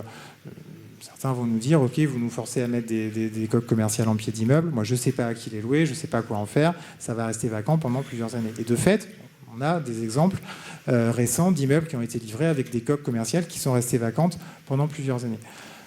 Ce qu'on va essayer de faire avec notre foncière commerciale, c'est de débloquer, de déclencher ce genre d'opération. Vous avez sans doute en tête, pour ceux d'entre vous qui travaillent à Paris, le modèle de la SEMA Est, la SEM de revitalisation commerciale de la ville de Paris, qui fait à la fois du développement commercial en dur, elle est parfois propriétaire de murs d'immeubles, puis parfois elle fait de l'intermédiation locative. Elle loue des pieds d'immeubles à des propriétaires pour y mettre elle-même des acteurs de l'économie sociale et solidaire, des commerçants, etc. Tout ça dans une logique de péréquation, parce que si vous avez un local commercial que vous louez à un Burger King, pour ne pas citer de nom, pas Burger King, oubliez ça, mais en tout cas à un commerçant qui rapporte de l'argent, ça vous permettra, dans une logique de péréquation d'intérêt général, dans le local à côté, de mettre une ressourcerie ou un acteur de l'économie sociale et solidaire. Donc on va faire évoluer notre foncière commerciale comme ça, et donc avec cette logique d'obligation et d'incitation, essayer d'accélérer ce mouvement d'ouverture des pieds d'immeubles. Autre chose, et le ministre, si je ne me trompe pas, a un peu vendu la mèche dans son intervention, autre chose qui est très importante, c'est celle d'éviter de manière générale toute forme d'irréversibilité dans les transformations et dans les constructions d'ailleurs d'immeubles à la Défense à partir de maintenant. Puisqu'on sait que une des raisons pour lesquelles on se retrouve parfois à devoir réintervenir, parfois assez lourdement sur des immeubles, parce que tous les immeubles qu'on restructure à la Défense, ils n'ont pas tous 50 ans. Parfois, on doit réintervenir lourdement sur des immeubles qui ont 15 ans, qui ont 20 ans, parce que dans leur conception architecturale, dans l'environnement financier et administratif dans lequel ils ont été faits, ils étaient faits pour un seul type d'usage, parfois pour une seule entreprise. Et quand l'entreprise s'en va, quand l'usage disparaît, on se retrouve à devoir réintervenir parfois assez lourdement. Autre chose, on sait aujourd'hui que certains d'entre vous probablement, s'interrogent sur, ayant une tour de bureau dans laquelle vous avez peut-être 10-15 étages de vide, dire et si je l'ai alloué à une université, si j'ai alloué à une école de commerce, il y en a beaucoup qui sont en recherche de locaux aujourd'hui, voir si j'y mettais un peu de logement résidentiel pour passer la crise, et parce que effectivement à court terme ça a une meilleure rentabilité. Sauf que ce que certains nous disent aussi, c'est que oui, on aimerait bien faire ça, mais si on fait ça sachant que quand même sur une longue période, on parlait tout à l'heure de l'histoire de la Défense sur 60 ans, il y a eu quand même encore à l'échelle des 60 ans beaucoup plus de situations dans lesquelles c'était plus rentable de faire du bureau que de faire du logement ou de l'université ou je ne sais quoi. Si jamais la conjoncture se renverse à nouveau et que ça redevient plus intéressant de faire du bureau, ayant transformé mon immeuble, je pourrais plus. J'aurais plus le bénéfice de cette affectation bureau parce que j'aurais perdu mon permis bureau et je ne sais pas si dans 15 ans, le maire, le préfet, ils m'autoriseront à refaire du bureau. J'aurais perdu mon agrément, j'aurais perdu, etc. Et donc, ils ne le font pas. On a des situations qui sont bloquées ou ralenties à cause de ça. Donc, il y a un outil, alors là aussi, qui n'est pas une baguette magique permettant de résoudre tous ces problèmes, mais il y a un outil qui nous semble tout de même de nature à répondre et à lever une part substantielle de ces obstacles, et qui, je parlais tout à l'heure de faire avec ce qui existe déjà, est déjà prévu dans la loi. On peut dire, là aussi, on demande à l'État de nous prévoir un régime d'exception, etc. En réalité, le régime d'exception, pour ce sujet de permis multidestination, puisque c'est de ça dont il est question, il existe déjà. Ça fait 5 ans que dans la loi, c'était dans la loi Elan, il est prévu que dans certains territoires, notamment les opérations d'intérêt national, donc notamment à la Défense, il est possible pour n'importe quel porteur de projet, alors il y a un formalisme à respecter, mais en tout cas c'est possible de prévoir des permis de construire qui permettent tout au long de la vie d'un immeuble de faire à la fois du bureau et du logement, à condition que l'architecture suive, que le montage financier suive, mais qu'administrativement on puisse faire ça. Et en 5 ans, France entière, cette expérience, elle a été menée à bien. Ce dispositif, il a été utilisé une fois. En l'occurrence à Bordeaux, Euratlantique, par Patrick Rubin, voilà, qui nous avait d'ailleurs fortement incité à transposer ça à la Défense. Donc, bon, c'est intéressant pour ce que ça dit de la manière dont on met en application les lois, mais en l'occurrence, là, la responsabilité est quand même d'abord aux acteurs de terrain. On avait cet outil, on s'en est pas servi. Donc, voilà, très modestement, on ne dit pas qu'on va le faire de manière absolument systématique dès demain à la Défense, mais aujourd'hui, dans la loi, c'est une expérimentation qui se termine dans 2 ans et demi. Donc le défi qu'on va se fixer, c'est que d'ici 2 ans et demi, on va essayer de faire une opération, 2 si on est très bon, à la Défense, de restructuration d'immeubles tertiaires avec un permis multidestination. Et puis si ça marche, ça marchera, on n'a aucun doute, l'État, vous avez vu que le ministre a dit qu'il soutiendrait, sans aucun doute généralisera ce dispositif, et puis nous on pourra voir comment ça peut faire tache d'huile et comment on peut le faire de manière plus générale pour nos opérations de transformation. C'est vraiment quelque chose là qui est l'archétype de la mesure, qui n'est absolument pas glamour. Un permis multidestination, ça ne s'inaugure pas, c'est très difficile à expliquer aux gens dans la rue, je vous assure, mais ça peut avoir un effet déclencheur vraiment très important, d'autant plus, on aura l'occasion d'en parler avec les services de l'État, si ça peut s'accompagner d'une adaptation du mécanisme d'agrément bureau. Et en tout cas, voilà, donc on va faire ça. Et là, j'ai pas de problème à le dire, on recherche un cobaye, donc si quelqu'un est intéressé. Parce qu'il y a plein de sujets sur lesquels on a déjà nos cobayes ou nos sujets martyrs. Là, on l'a pas, donc on se chargera de le rappeler aux prochains qui viendront nous voir en demandant ce que je disais tout à l'heure, de nous acheter 3 mètres carrés pour faire une façade. Il faudra un permis multidestination en échange. Autre chose, le président en a parlé, question de réglementation incendie. Là aussi, c'est un peu le serpent de mer quand on parle de transformation de bâtiments tertiaires. Et de fait, c'est vrai que ça peut être, à certains égards, un problème. Alors, on ne dit pas, évidemment, qu'il faut abolir la réglementation incendie. Point final. L'actualité se charge de nous rappeler, encore la semaine dernière, que les immeubles, ça peut brûler, ça peut exploser, y compris ceux dont on n'imaginerait pas qu'ils brûlent. Et on est bien content, dans ces cas-là, d'avoir un dispositif de sécurité incendie en France qui évite généralement ces énormes catastrophes humaines. Donc on ne va surtout pas remettre en cause ce fragile équilibre. Pour autant, on se rend compte que d'autres priorités de politique publique, d'autres préoccupations ayant au fil du temps pris une importance équivalente, ça ne veut pas dire que c'est mieux ou que c'est moins bien, mais une importance équivalente à la sécurité incendie, parfois il y a des contradictions et qui sont parfois assez problématiques. Vous avez tous en tête qu'aujourd'hui, si on veut construire un bâtiment neuf à la Défense comme ailleurs, il faut appliquer l'ARE 2020, l'ARE 2020, que notamment dans du tertiaire de grande hauteur, pour respecter les règles de calcul, on est quand même très fortement incité à recourir à des matériaux biosourcés, à du bois pour les structures. Et à côté de ça, vous savez tout aussi bien que la doctrine des pompiers de Paris et plus généralement la manière dont le règlement de sécurité incendie en IGH est écrit, il interdit ou il contraint énormément l'usage de bois en structure dans les bâtiments de grande hauteur. Donc concrètement, et on a quelques cas d'études actuellement, on aimerait bien sortir des tours, des IGH en structure complètement bois. Les pompiers disent, ok, très bien, mais vos poutres et vos poteaux en bois, vous les encapsulez dans du béton. Et donc, vous avez une situation où vous essayez de remplacer 10 kg de béton par 10 kg de bois. Le pompier vous dit, non, vous faites 10 kg de bois et 10 kg de béton. Dans ce cas, non, on fait 10 kg de béton, puis on se casse pas la tête. Donc c'est un peu regrettable. De la même manière, on sait qu'il est de plus en plus difficile de concrétiser les belles perspectives d'architectes qu'on voit tous les jours avec plein d'arbres et de végétation et de forêts en toit des immeubles. Aujourd'hui, les pompiers ont de plus en plus de mal à accepter ça. Il y a des choses qui ont été faites encore récemment à la Défense, à Tour Trinity. Aujourd'hui, les arbres au 30e étage, je ne sais pas si on pourrait, je ne sais pas si les pompiers le laisseraient faire. Donc voilà, donc on peut avoir des contradictions dans les termes qui tiennent en réalité pas parce que la réglementation incendie elle est trop dure, tiennent à ce que cette réglementation, elle est uniquement encore aujourd'hui écrite et appliquée dans une logique d'obligation de moyens. On se pose secondairement la question de l'obligation de résultat, de l'effet qu'on atteint avec ces mesures de sécurité incendie, et l'approche notamment qu'ont souvent les pompiers sur les sujets un peu compliqués, c'est une approche d'obligation de moyens. Vous avez 10 règles qui sont écrites dans l'instruction, vous suivez ces 10 règles et comme ça vous arriverez effectivement forcément au résultat. Donc là aussi, il y a un cadre législatif qui existe. Alors celui-là est plus récent, il a seulement 2 ans, le temps qu'il y ait la loi, l'ordonnance, le décret. Ce qu'on appelle la solution d'effet équivalent. C'est dans le Code de la construction et de l'habitation. Autorisation qui est faite de recourir à des techniques constructives et à obtenir les autorisations administratives correspondantes dès lors qu'il est prouvable que l'effet atteint, en l'occurrence en termes de sécurité incendie, est le même que ce qui aurait été atteint si on avait suivi à la lettre la réglementation. Donc là aussi, on va faire en sorte de tester ce principe, ce dispositif de solution d'effet équivalent sur des immeubles de la Défense dans le cadre d'un partenariat de recherche appliqué avec le CSTB, avec des opérateurs privés. Le CSTB, bien sûr, est totalement partant et déjà avec nous là-dessus. On associera naturellement les pompiers et les services de l'État pour s'assurer qu'on puisse inventer ces solutions, pour obtenir les ATEX qui vont bien, puis ensuite, le cas échéant, les généraliser. Ensuite, comme on ne se refait pas, parce qu'on est quand même aménageur public à la base, est-ce qu'on ne pourrait pas mettre un peu d'appel à projet, d'intervention publique là-dedans? Donc, de fait, oui, on va faire ça. On va quand même faire un appel à projet pour essayer de solenniser, d'événementialiser un petit peu cette vague d'opérations de transformation de tours qu'on va essayer de lancer dans les prochaines années à la Défense. Là aussi, parmi tous les obstacles qui nous ont été signalés, et qui ont besoin d'être grand clair pour comprendre au moment de transformer les tours à la Défense, s'est posé celui de la destruction de surface qui est souvent rendue nécessaire. Ça avait été très bien expliqué par Benoît Apparu, notamment la première séance plénière de nos États généraux.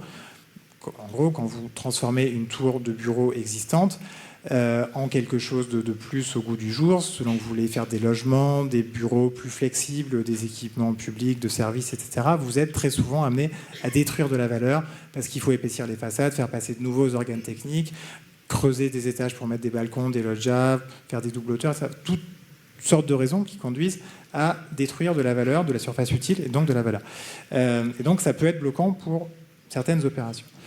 Il se trouve, je parlais de Benoît Apparu tout à l'heure avec l'opération de la cité administrative du boulevard Morland, on a quelques exemples, celui-ci en étant, la tour Aurore et la Défense en est un deuxième, où cette difficulté a été contournée, ou en tout cas atténuée, par le fait que la puissance publique, l'aménageur dans notre cas, la ville de Paris à Paris, a permis à l'opérateur de disposer de quelques disponibilités foncières pour développer un programme d'accompagnement.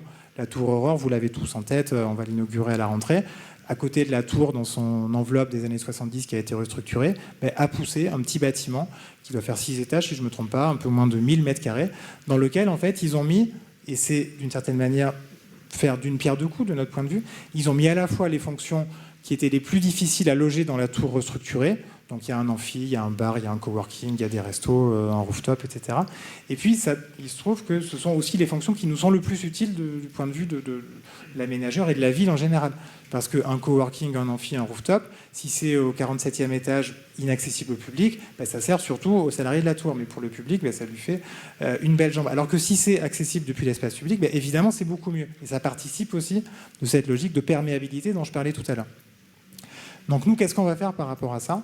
On va lancer dans les prochains mois, peut-être que ce sera au MIPIM de l'année prochaine, on verra, il faut qu'on en parle en interne, en tout cas dans les prochains mois, un appel à projet dans lequel on proposera aux opérateurs désireux de se lancer dans une opération de restructuration ambitieuse, et dès lors que ça a du sens à la fois d'un point de vue architectural, urbain et financier pour l'opération, de disposer, à prix d'amis on va dire, c'est vague sur la question, enfin en tout cas dans des conditions permettant de sortir l'opération, de quelques disponibilités foncières résiduelles. On sait qu'on a des espaces souterrains, on a des parkings, on a des espaces interstitiels. L'opération de la tour Aurore, de coller un bâtiment à côté de la tour existante, on peut imaginer la transposer dans d'autres territoires. Puis parfois ce sera des espaces publics. Il faudra le voir au cas par cas, mais en tout cas, on vous proposera de nous faire des propositions, disant là je voudrais bien transformer tel ou tel bâtiment, mais ça nécessiterait de déborder, de loger telle fonction dans une surface à côté. Donc voilà, donc on verra comment on peut mettre ça en musique.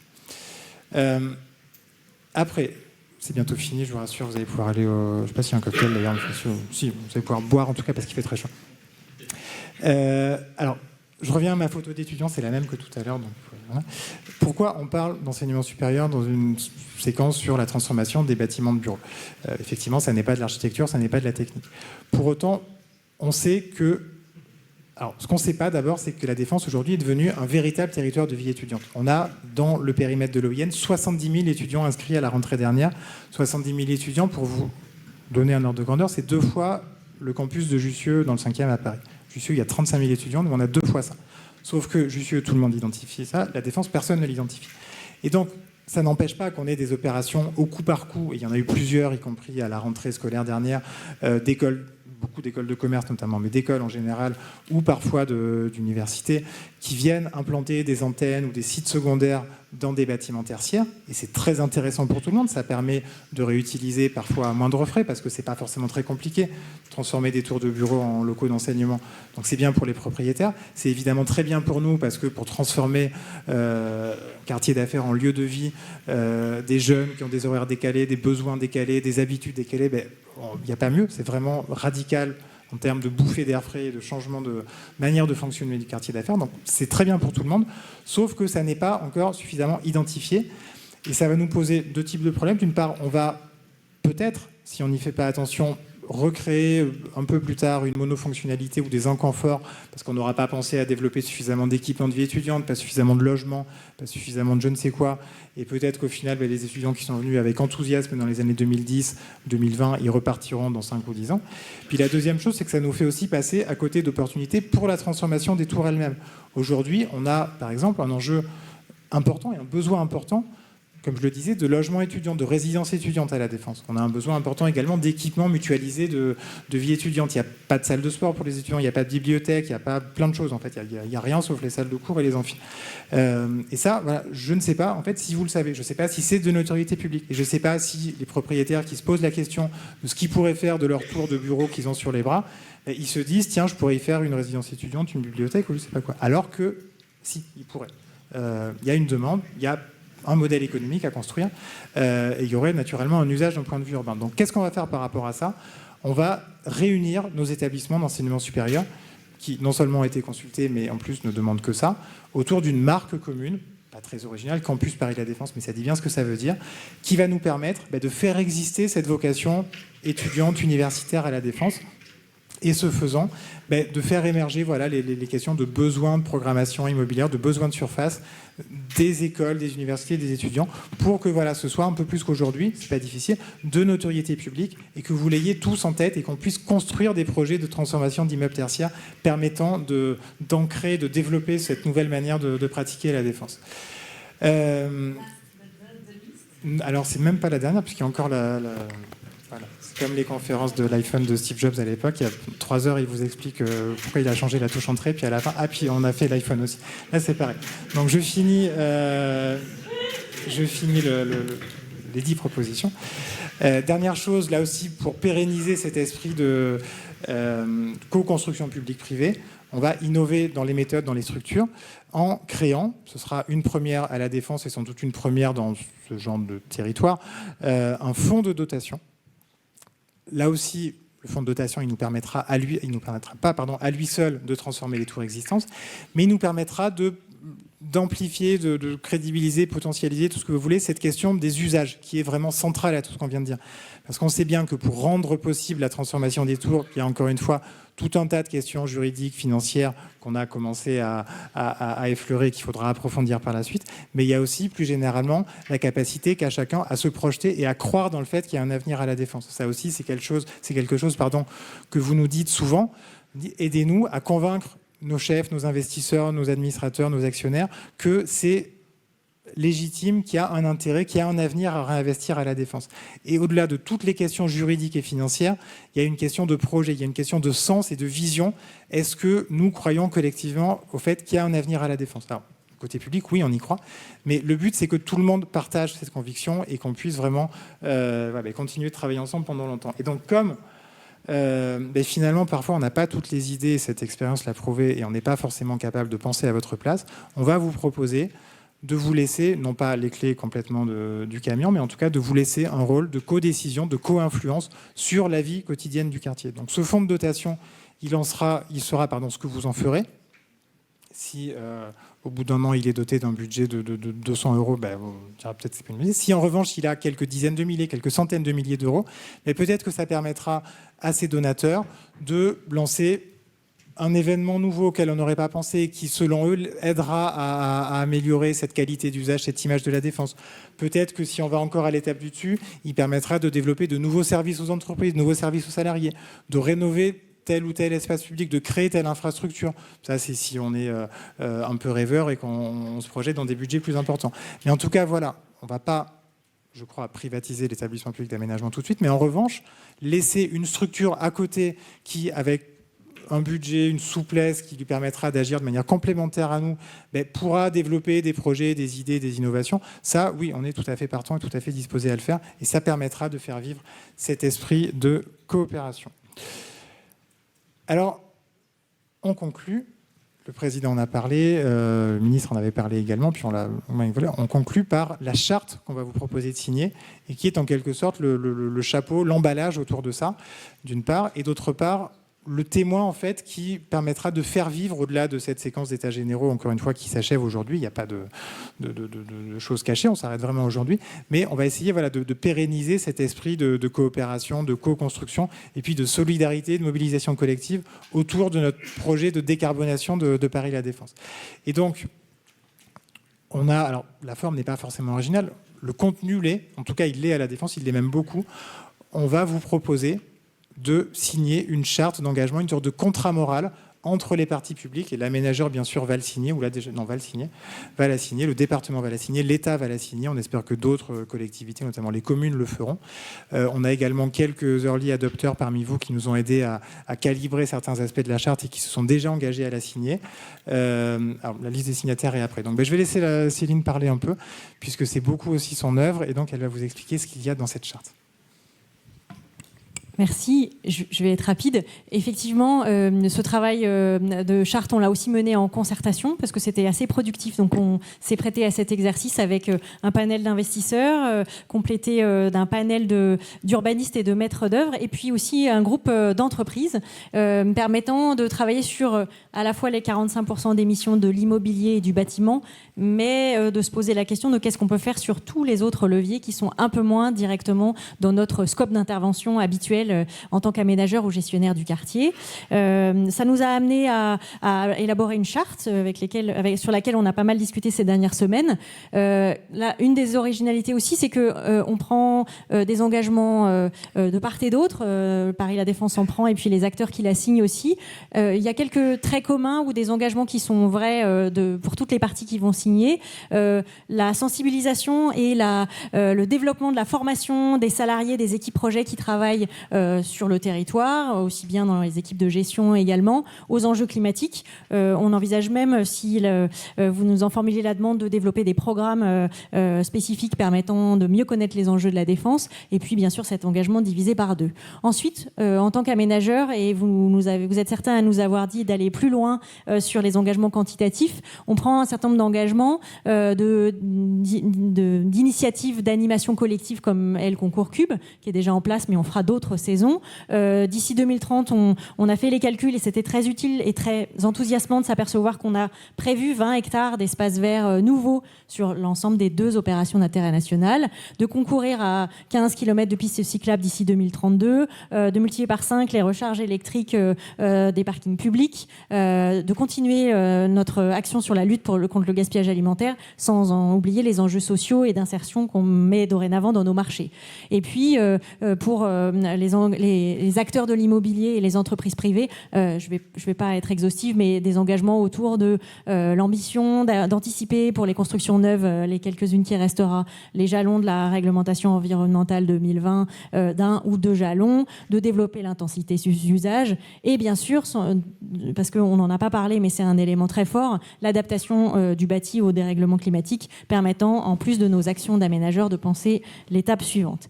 Et donc ce travail s'est poursuivi jusqu'à ces derniers jours, on peut le dire, et on a le plaisir de vous annoncer qu'on a déjà des signataires pionniers qui sont ici mentionnés et que je salue pour leur engagement qui a été très sérieusement pris. C'est pas un accord de principe qui nous a été donné, mais bien des choses après vérification. Donc je salue l'engagement d'ICAD, notamment la foncière tertiaire et Emmanuel Baboulin. Groupama Immobilier aussi, Eric Donnet nous a donné son accord. En tant qu'opérateur immobilier, Redman nous a indiqué sa volonté de signer, Unibail Rodamco Westfield, et en termes d'école, l'IESEG et l'ICN, un acteur historique et puis un acteur plus récent sont aussi très partants. Q-Park qui exploite les parkings, GSF qui est une entreprise de nettoyage, et récemment Sodexo, en complément bien sûr de l'engagement des Hauts-de-Seine et de la préfecture des Hauts-de-Seine. Mais je vais sans plus attendre laisser la parole à monsieur le secrétaire général pour conclure, si vous voulez bien.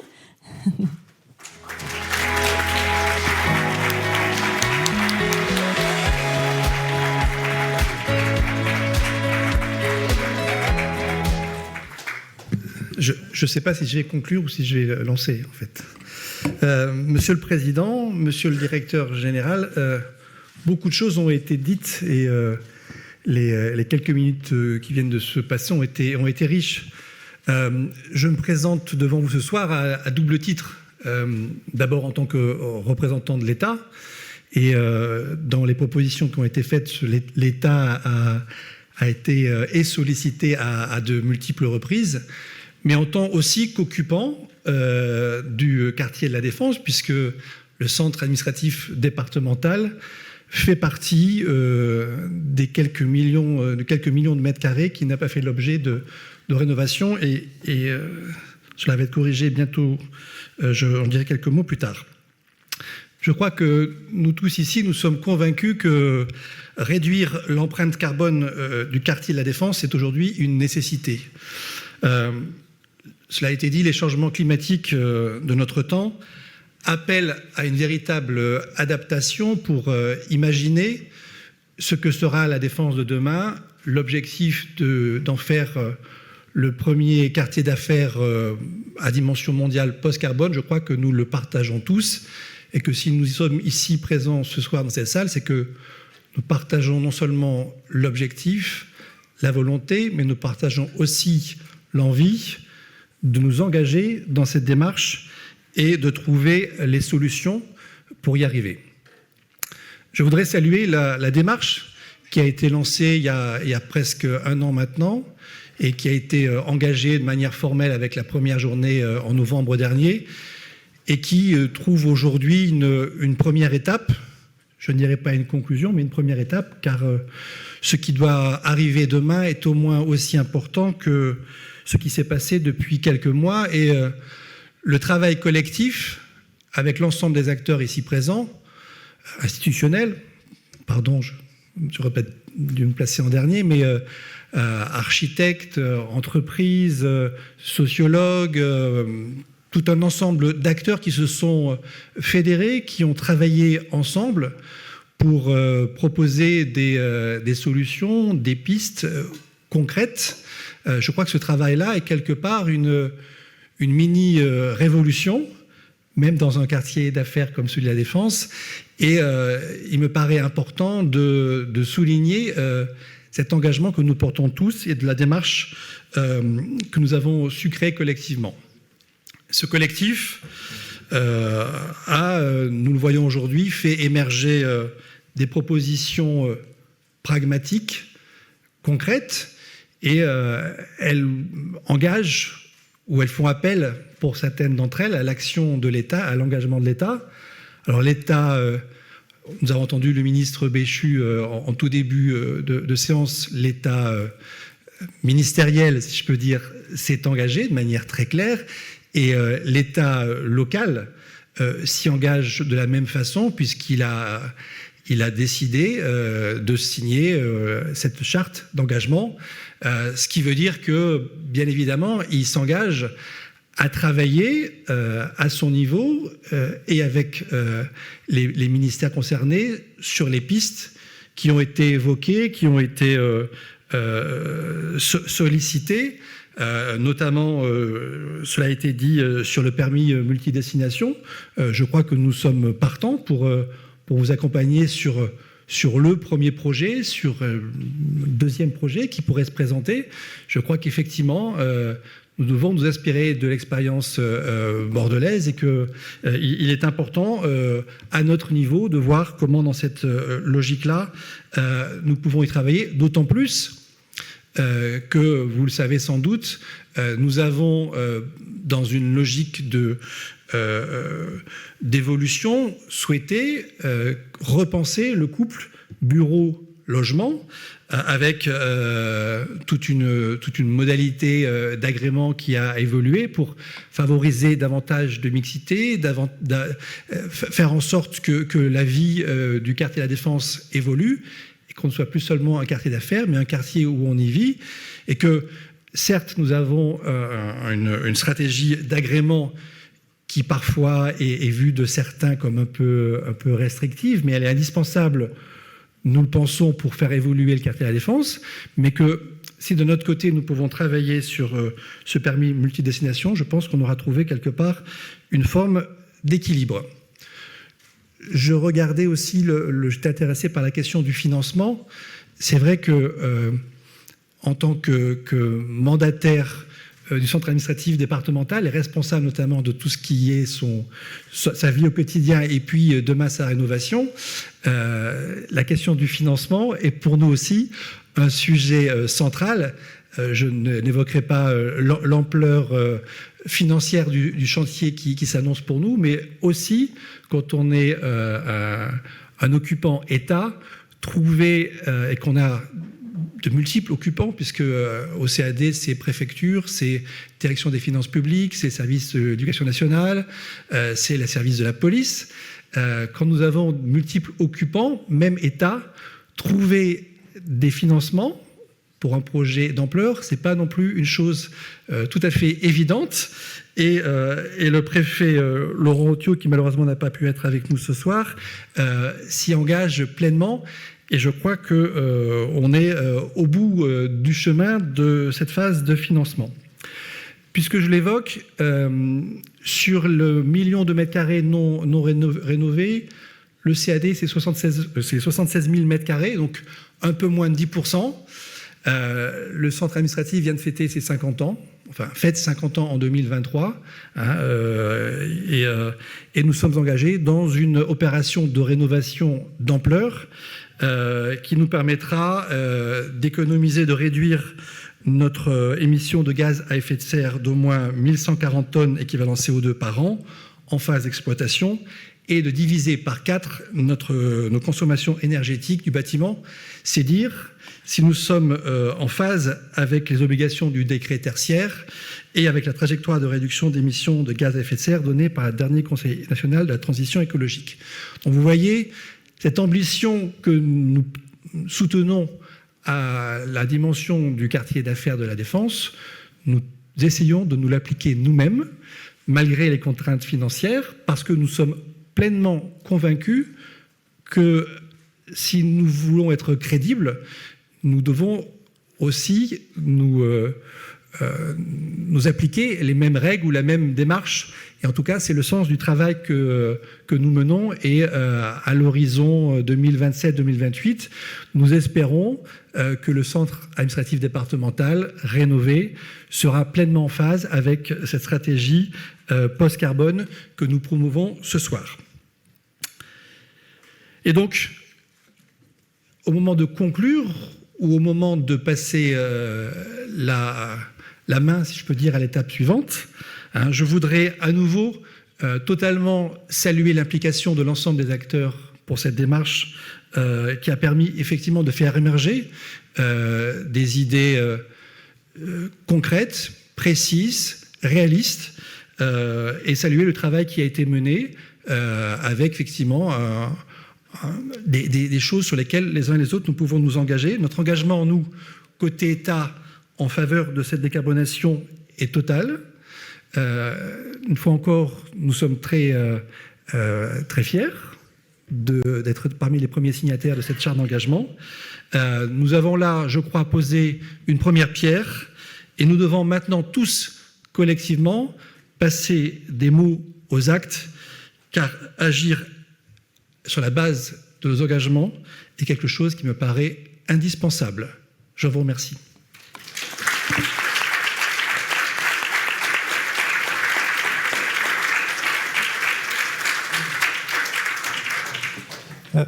Merci beaucoup, monsieur le secrétaire général. Écoutez, pour rebondir sur un de vos derniers propos, la prochaine étape, c'est dès demain potentiellement, puisqu'on a déjà en fait beaucoup d'actions qui ont été présentées aujourd'hui qui sont d'ores et déjà en route d'une manière ou d'une autre, avec des travaux de recherche qui ont été initiés il y a plusieurs semaines ou plusieurs mois, et puis certaines des expérimentations pour lesquelles des discussions plus précises ont déjà été engagées avec certaines personnes dans la salle, certains propriétaires notamment.